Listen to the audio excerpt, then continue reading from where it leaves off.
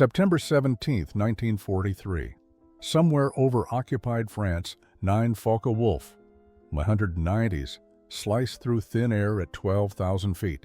They fly in tight formation, wingtips nearly touching, each pilot scanning his assigned sector. Below them, the patchwork of French countryside spreads like a faded quilt. Above, nothing but empty sky and the afternoon sun burning white and fierce at 43 degrees elevation. The formation leader checks his instruments. Fuel good, oil pressure steady, no enemy contact reported. The interception mission is routine. Find the retreating British bombers, destroy them, return home. But 3,000 feet above the German formation, invisible against the solar glare, a single Spitfire holds position. The pilot's hand rests steady on the throttle. His eyes water from staring into the light, but he does not look away. He has been calculating this moment for months. Every angle, every variable, every second of the sun's arc across the European sky. He adjusts his altitude by 50 feet, checks his watch, confirms the mathematics one final time. Then he rolls inverted and dives. The Spitfire screams downward at 400 miles per hour, gravity and engine thrust combining into pure kinetic violence. But the German pilots see nothing. The sun blinds them. Their eyes cannot penetrate the glare, radar cannot help. Visual scanning cannot help. The laws of physics have erased the attacker from existence. The Spitfire levels out 200 yards behind the formation.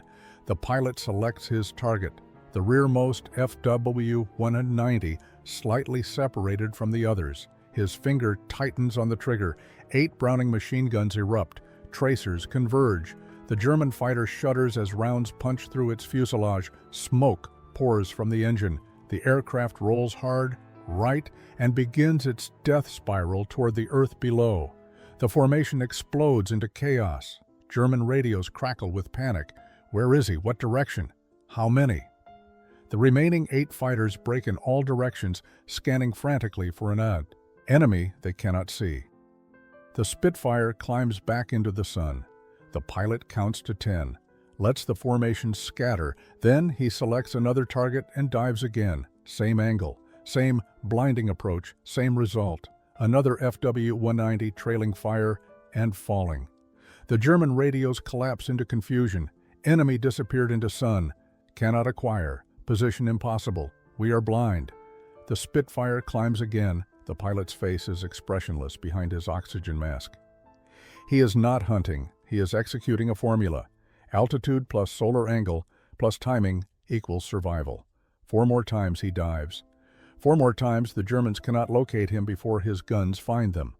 When the engagement ends, 3 FW-190s are confirmed destroyed. 2 more limp eastward, trailing smoke.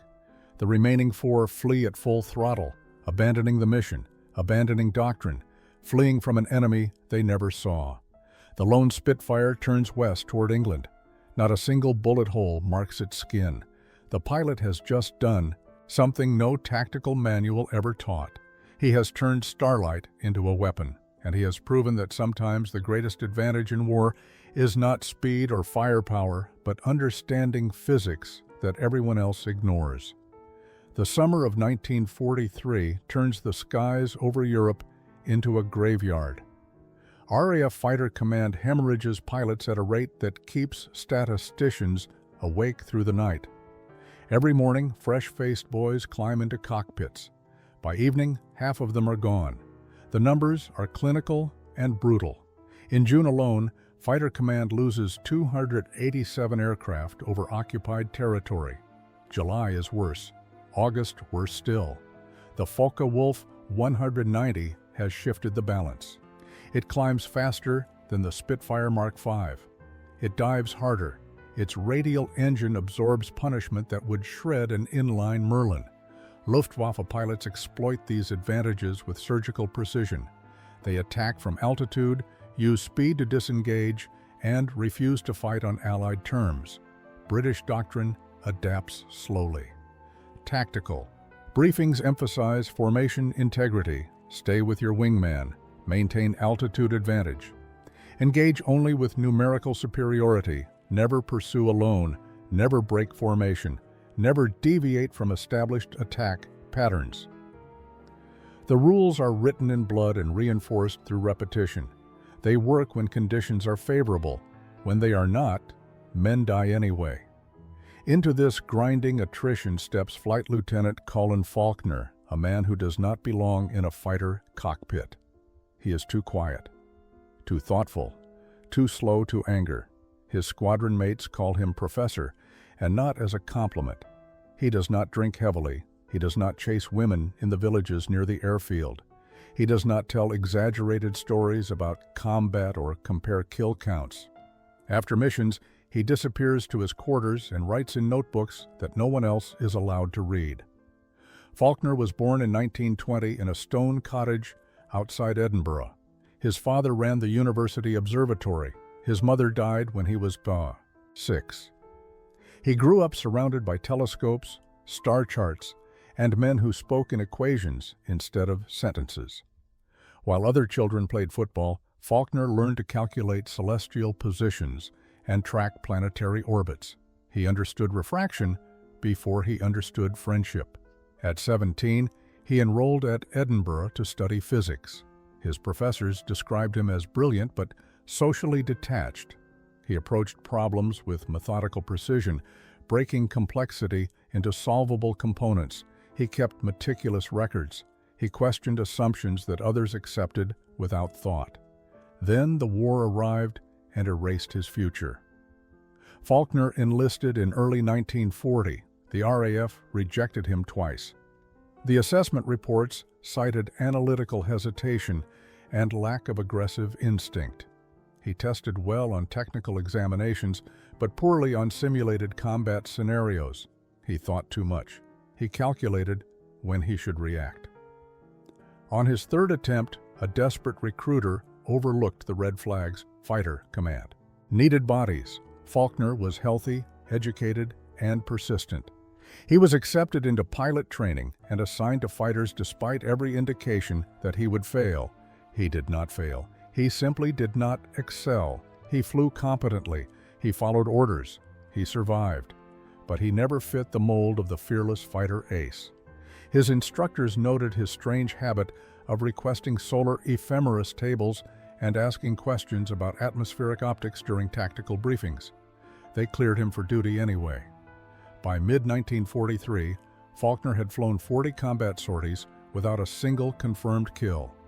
He had also never been shot down. His squadron leader considered him useful but unremarkable.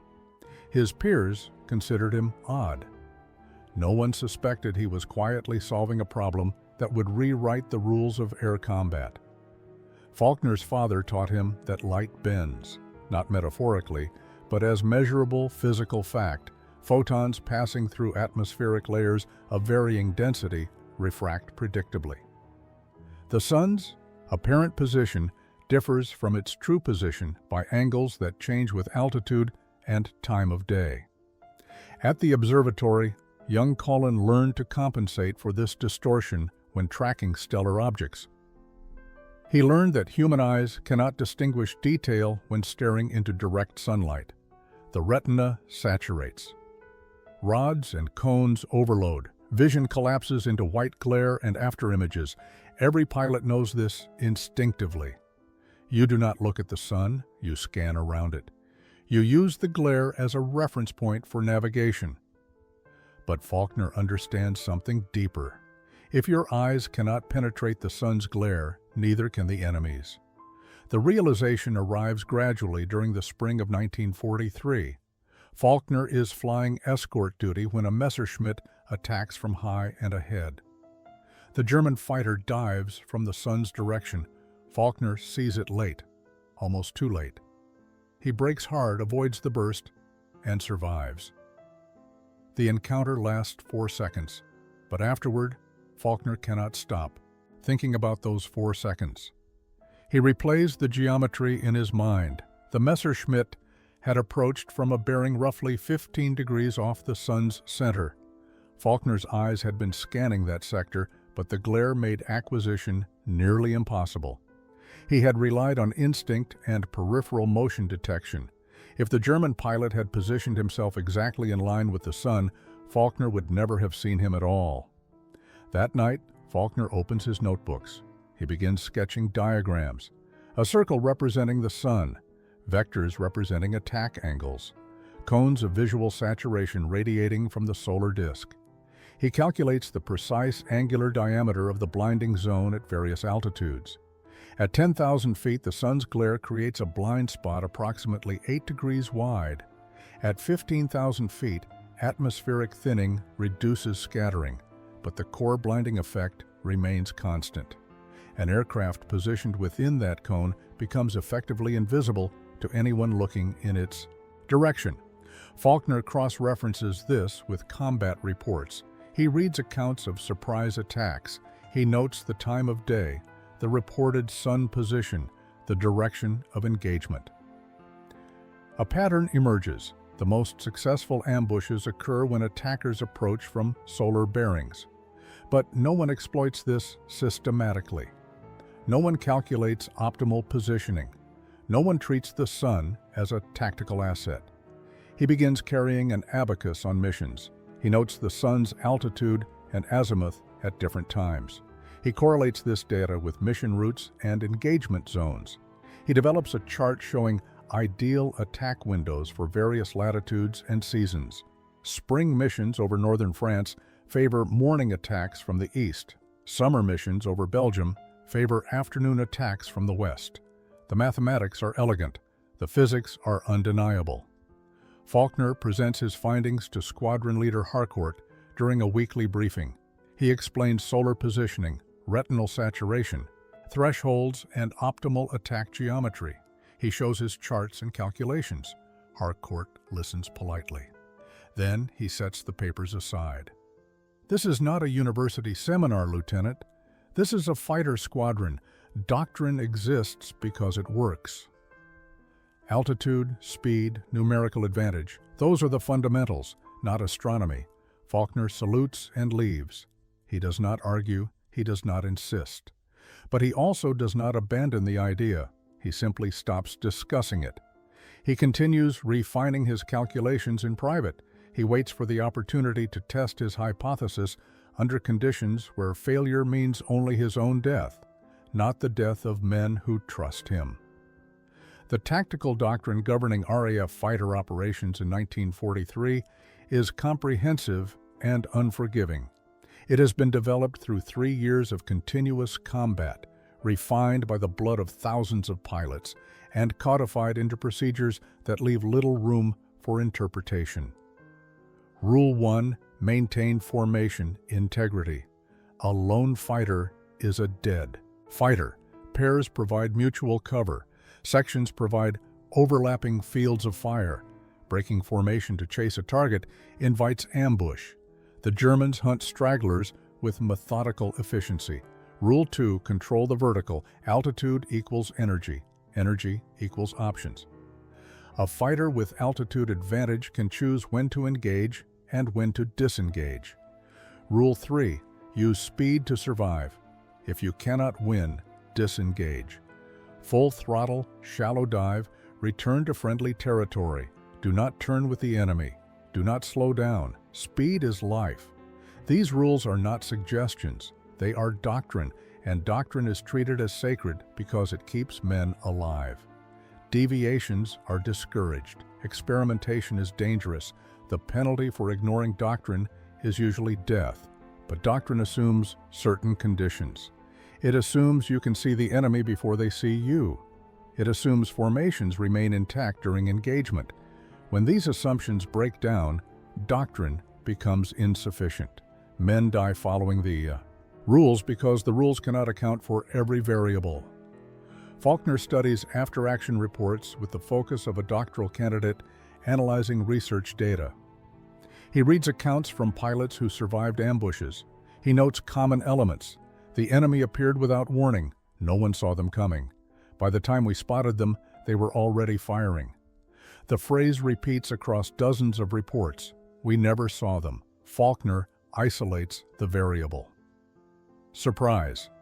The most successful attacks are those where the victim has no opportunity to respond. Speed matters. Firepower matters, but neither matters as much as attacking an enemy who does not know you exist. He examines how surprise is achieved. Cloud cover provides concealment, but limits visibility for the attacker. Terrain masking works at low altitude, but restricts maneuverability. Altitude advantage provides energy, but also visibility. A diving aircraft creates a visible contrail and engine noise. The enemy sees you coming, except when they do not. Falkner finds 14 reports describing attacks from the sun's direction. In 12 of those cases, the victims reported delayed acquisition. We saw him late. The glare made it difficult to track. He was on us before we could react. In 2 cases, the victims never saw the attacker at all. Falkner brings this data to Harcourt again. He suggests modifying patrol patterns to exploit solar positioning. He proposes training exercises where pilots practice attacking from calculated sun angles. Harcourt's response is immediate and final. "We do not have time for experiments, Lieutenant. We have missions to fly and men to keep alive. Stick to what works." Dismissed. Falkner leaves without protest, but he knows what works is not working well enough. The loss rates prove it. June, 287 aircraft lost. July, 312. August, 340. The curve is moving in the wrong direction. Doctrine is failing because the enemy adapts faster than doctrine evolves. Innovation is punished. Caution is rewarded. And men keep dying. Falkner makes a decision. He will not ask for permission. He will not propose modifications. He will simply execute his theory the next time conditions align. If it works, the results will speak. If it fails, no one will mourn the strange, quiet pilot who never fit in anyway. Falkner's notebook fills with data through the summer of 1943. He records sun angles at different times and altitudes. He calculates atmospheric density variations. He factors in seasonal changes to solar elevation. The mathematics become increasingly precise. At 14:30 hours over northern France in September, the sun sits at approximately 43 degrees elevation. At 15,000 feet altitude, atmospheric scattering creates a glare zone extending 6 to 8 degrees in all directions from the solar disk.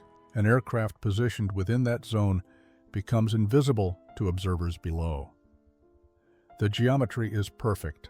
An attacking fighter diving from solar alignment approaches with the sun directly behind it. The target's eyes cannot penetrate the glare. Even if the target knows an attack is coming, even if they scan the correct sector, their retinas cannot resolve detail against the overwhelming light. It is not camouflage, it is physics. Falkner sketches attack profiles. The optimal approach requires climbing 2,000 to 3,000 feet above the target altitude. Position the aircraft so the sun sits directly behind your tail. Verify alignment by checking your shadow projection on cloud layers below. When aligned, the shadow disappears. You are invisible. The dive must be steep enough to maintain speed, but shallow enough to control gun convergence. 45 degrees works well. Airspeed builds rapidly. At 400 miles per hour, closure time from 3,000 feet is approximately 15 seconds. The target has no time to react even if they detect motion.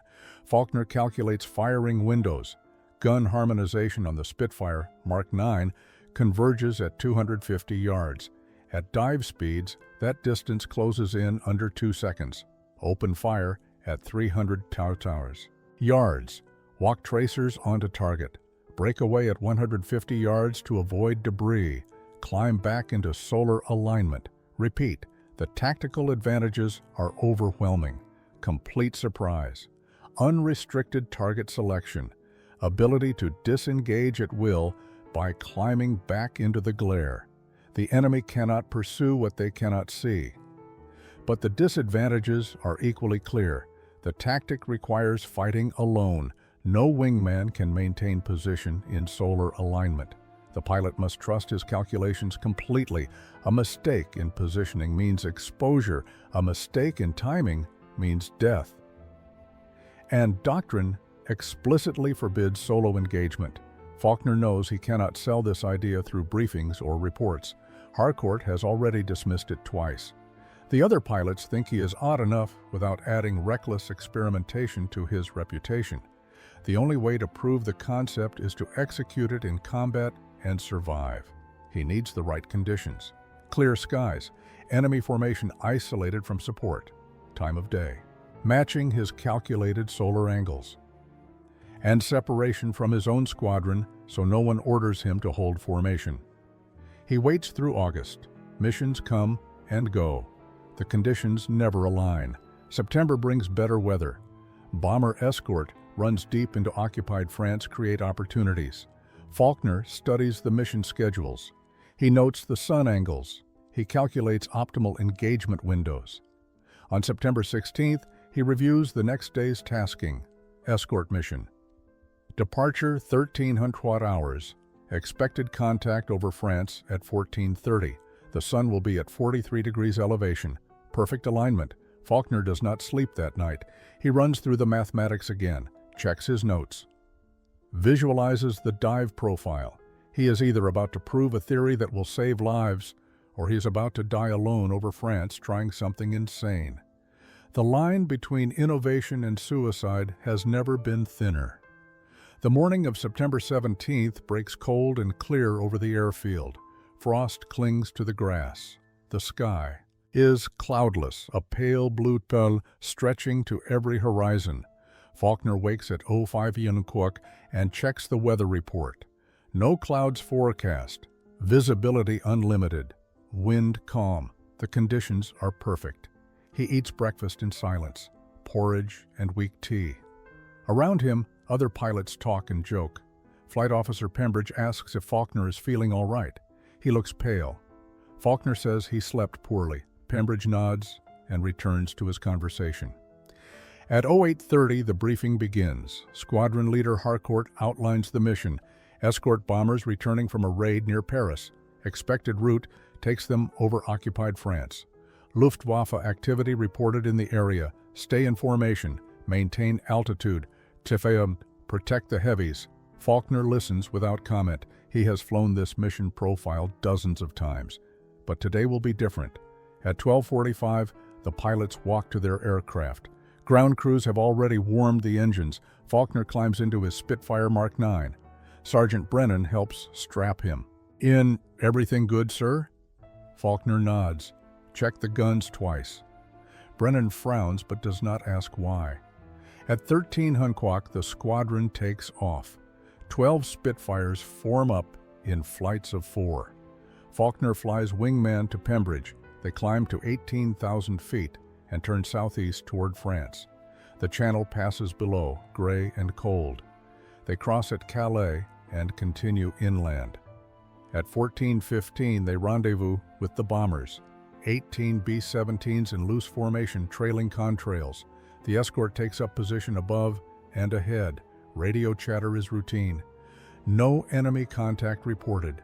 Then, at 14:28, the radio crackles. Bandits low, 10 o'clock, climbing. Falkner looks down and left.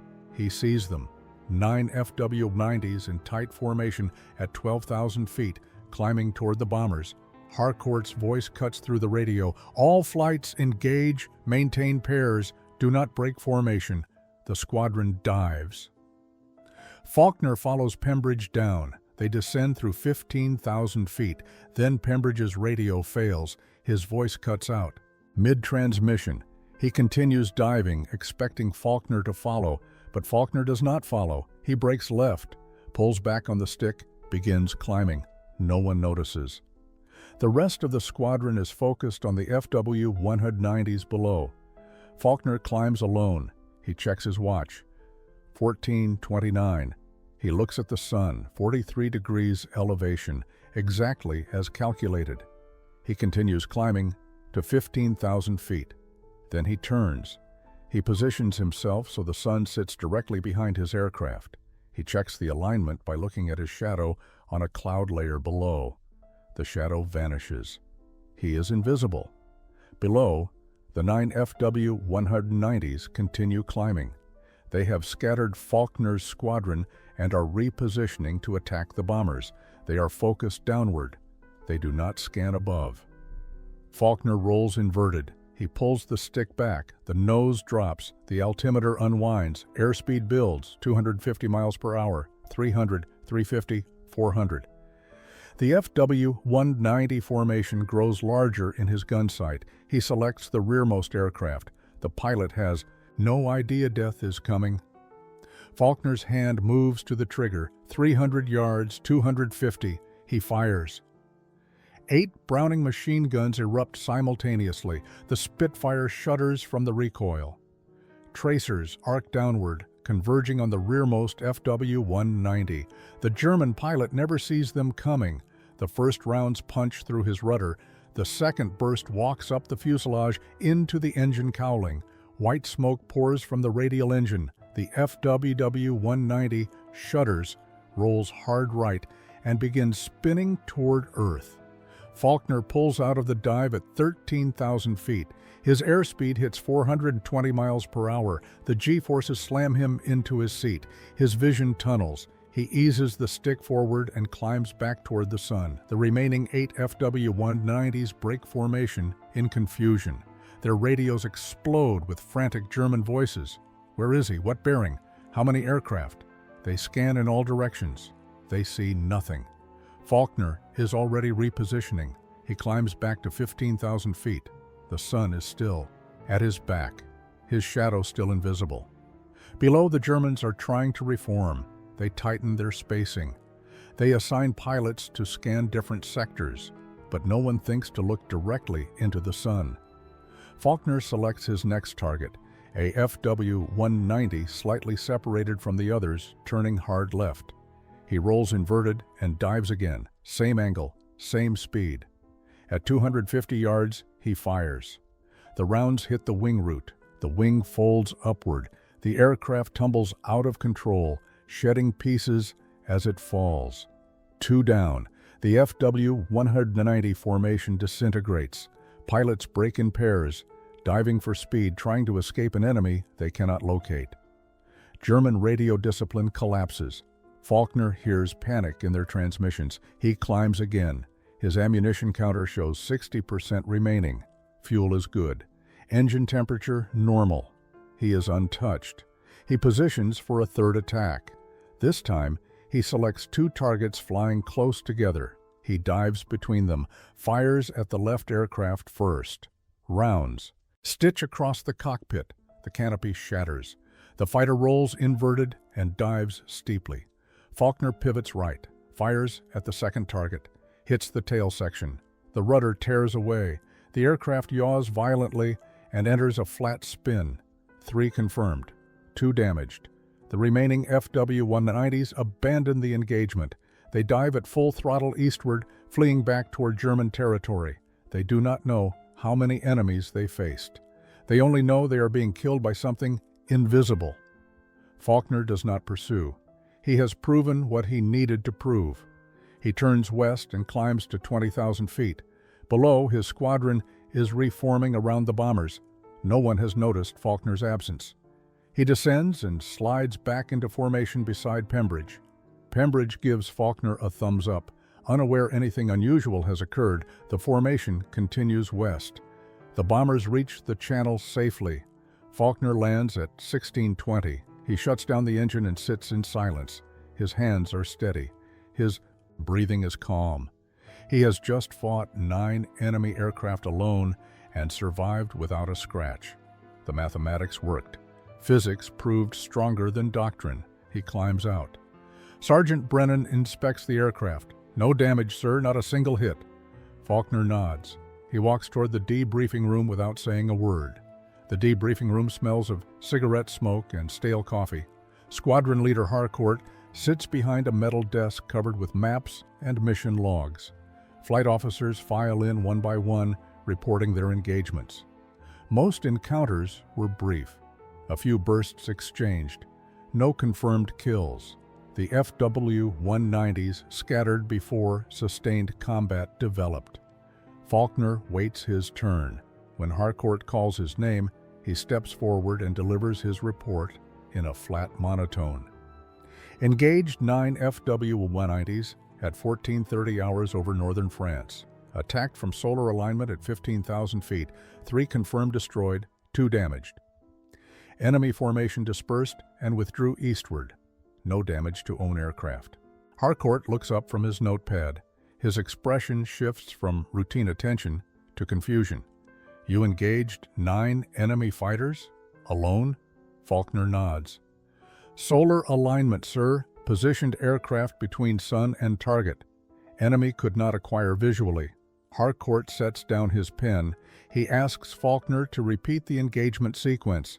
Falkner describes the geometry, the climb to altitude, the positioning relative to the sun. The dive attacks. The Germans' inability to locate him despite active scanning.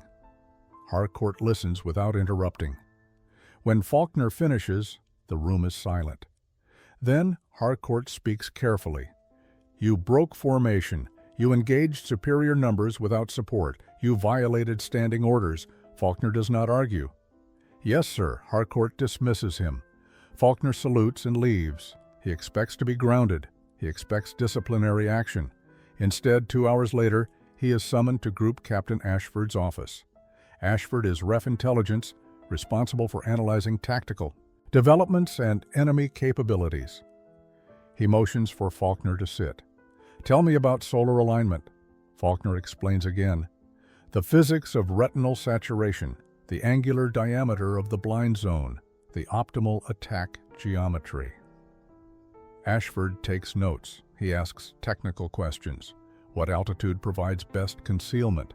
How does atmospheric haze affect visibility? What time of day offers maximum advantage? Falkner answers each question with precision. He references his notebooks, his charts, his calculations. Ashford examines the data.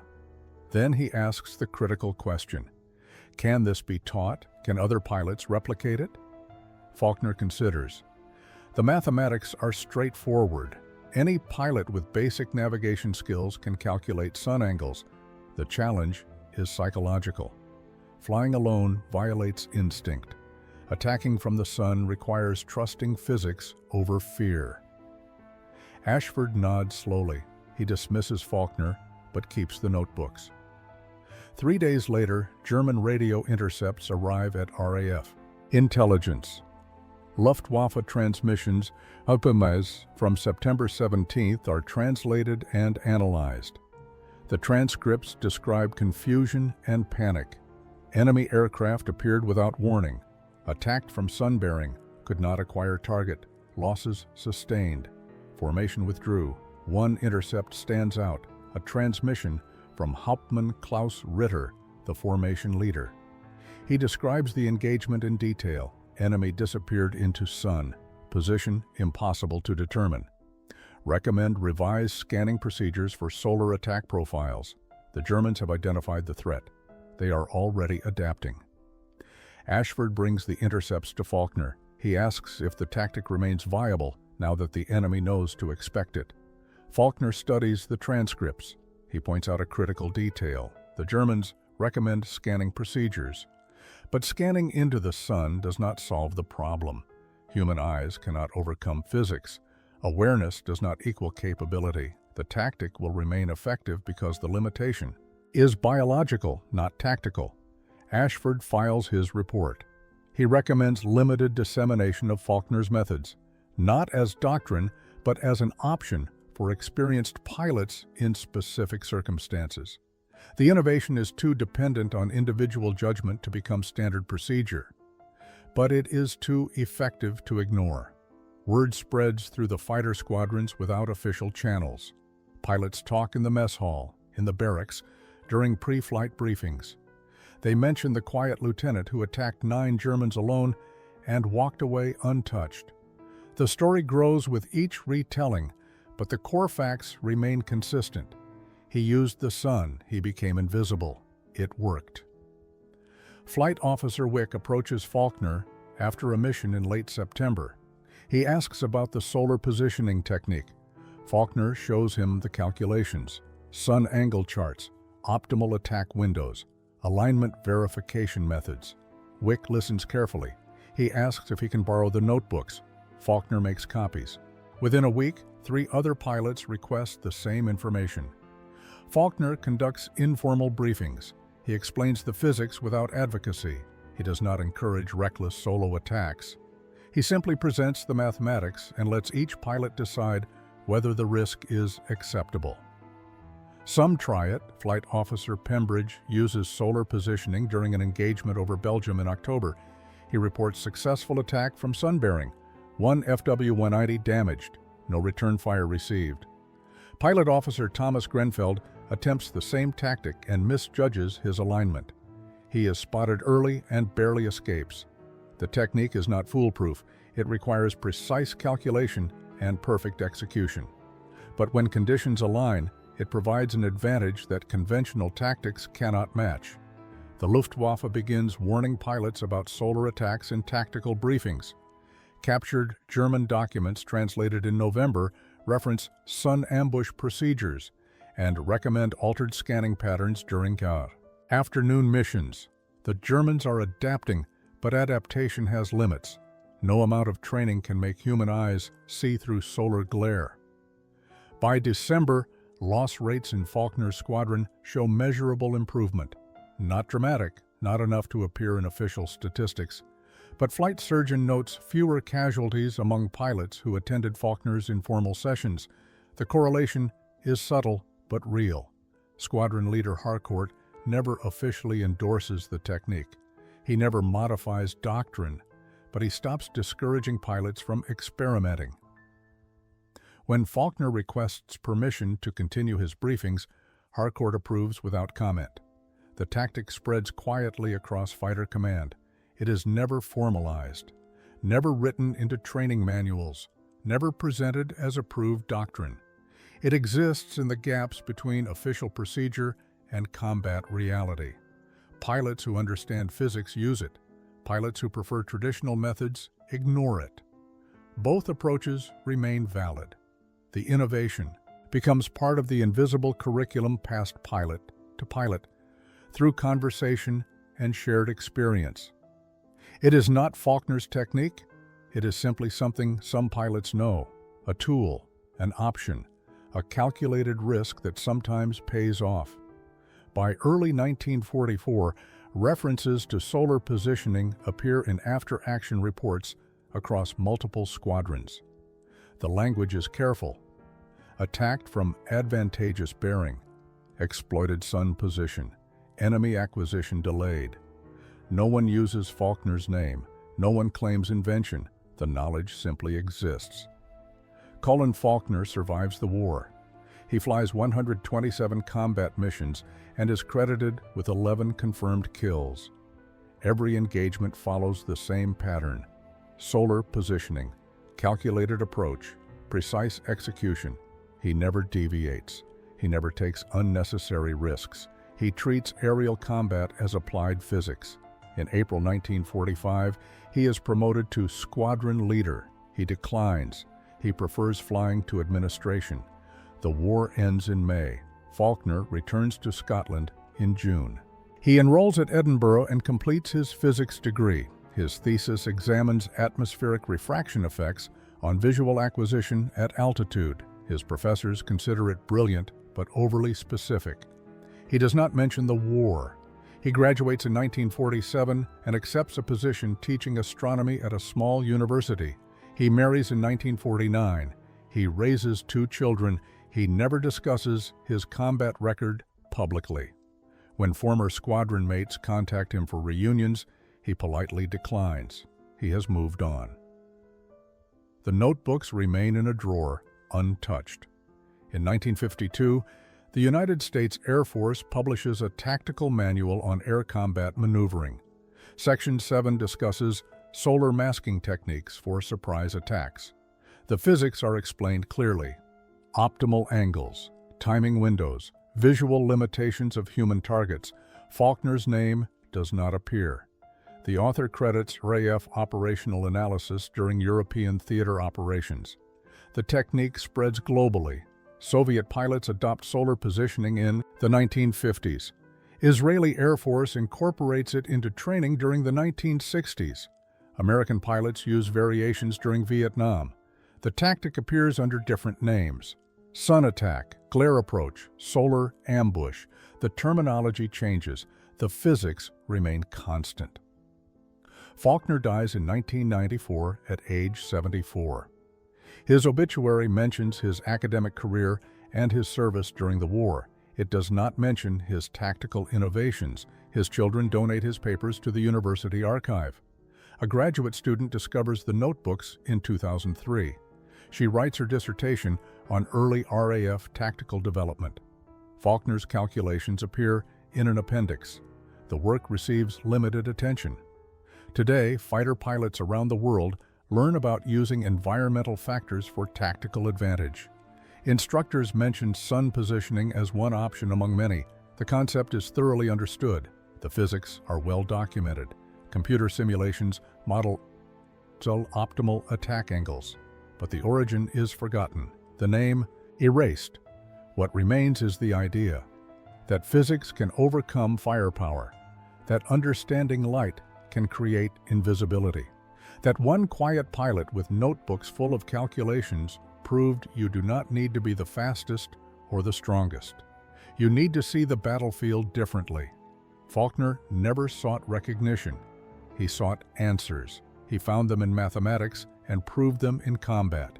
His legacy is not fame, it is knowledge. The understanding that warfare is not just courage and firepower, it is geometry, timing, the willingness to trust physics over instinct. The sun still rises over Europe every morning. The angles still hold. And somewhere, a pilot climbs toward the light.